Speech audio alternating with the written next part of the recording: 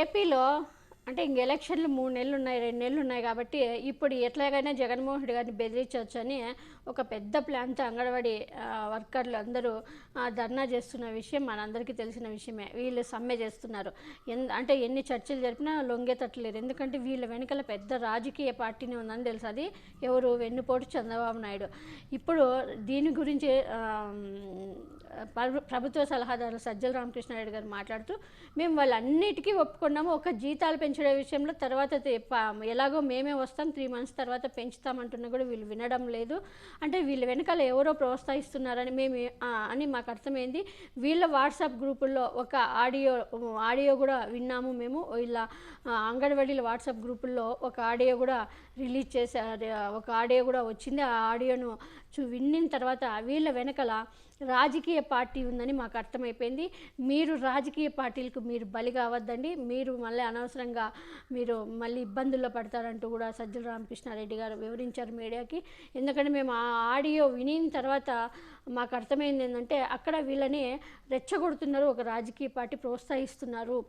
ప్రభుత్వంని మీరు ఇప్పుడు ఎంత ఇది చేస్తే ప్రభుత్వం ఎలక్షన్ టైము మీకు నెరవేర్తే మీకు అండగా మేముంటాము అంటూ కూడా డబ్బు ఎరజూపుతున్నారు అంగన్వాడీలకు అంటూ కూడా ఆ ఆడియోనే మాకు ప్రూఫ్ ఉంది మా దగ్గర అంటూ కూడా సజ్జల రామకృష్ణారెడ్డి గారు స్ట్రాంగ్గా వాళ్ళకి నేను మీకు దండం పెట్టి మేము వేడుకున్నాము మిమ్మల్ని, అయినా మీరు ఖండించలేదు. ఇప్పుడు ఎంతో ఇంపార్టెంట్ బాలింతలకి వాళ్ళకి వీళ్ళకి మీ వల్ల ఎంతో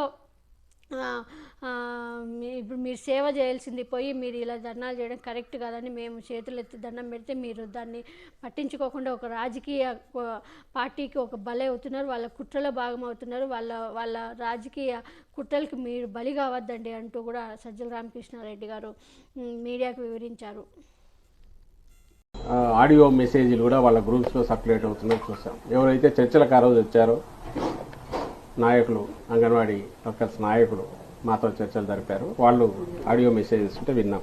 అందులో ప్రధానంగా నాకు కనిపించింది రాజకీయ కోణం ఎక్కువ కనిపించింది. ఈ నాయకులు, అంగన్వాడీ వర్కర్స్ నాయకులు వాళ్ళు రాజకీయం చేస్తున్నారని నేను అనట్లేదు, కానీ వెనక ఉండి నడుపుతున్న వారు కానీ, ఏ యూనియన్లు అయితే ఏ పార్టీలకైతే అనుబంధం ఉన్నాయో ఆ పార్టీలు కానీ అవైతే రాజకీయపరమైన అజెండాతోనే చేస్తున్నాయనేది ముందు నుంచి తెలిసినప్పటికీ ఈరోజు వీళ్ళ మెసేజ్లో అది బహిర్గతమైంది.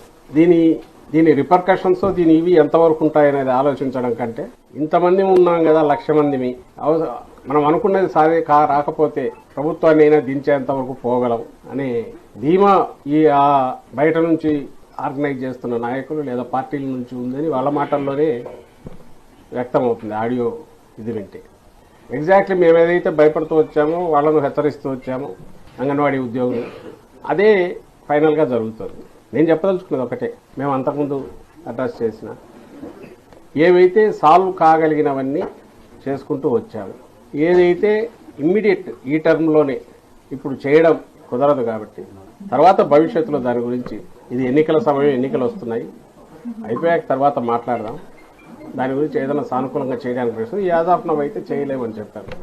అది ఏదో బెదిరించడానికో, వాళ్ళు ఎట్లయితే సమ్మె అనేది బెదిరించడానికి మేము చేయట్లేదు అంటున్నారో నిజంగా చేయట్లేదు కూడా అని ఇన్నాళ్ళు అనుకున్నాం, కానీ ఇప్పుడు చూస్తే అది కనిపిస్తుంది. అలాగే ఇటు ప్రభుత్వం వైపు నుంచి కూడా ఉన్న పరిస్థితిలో ఇంతకంటే ఇప్పుడు పెంచడం కుదరదు, నెక్స్ట్ ఖచ్చితంగా వచ్చే సంవత్సరం దాన్ని తప్పకుండా ఆలోచిస్తున్నప్పుడు అందులో కూడా అంత నిజాయితీ ఉంది. వాళ్ళ డిమాండ్లో ఎట్లయితే నిజాయితీ ఉందో, లేదా వాళ్ళు రాజకీయాలకు అతీతంగా తమ సమస్యను ప్రభుత్వానికి విన్నవించుకున్నారో, ఇటు ప్రభుత్వం వైపు నుంచి కూడా అదే నిజాయితీతో చెప్పారు.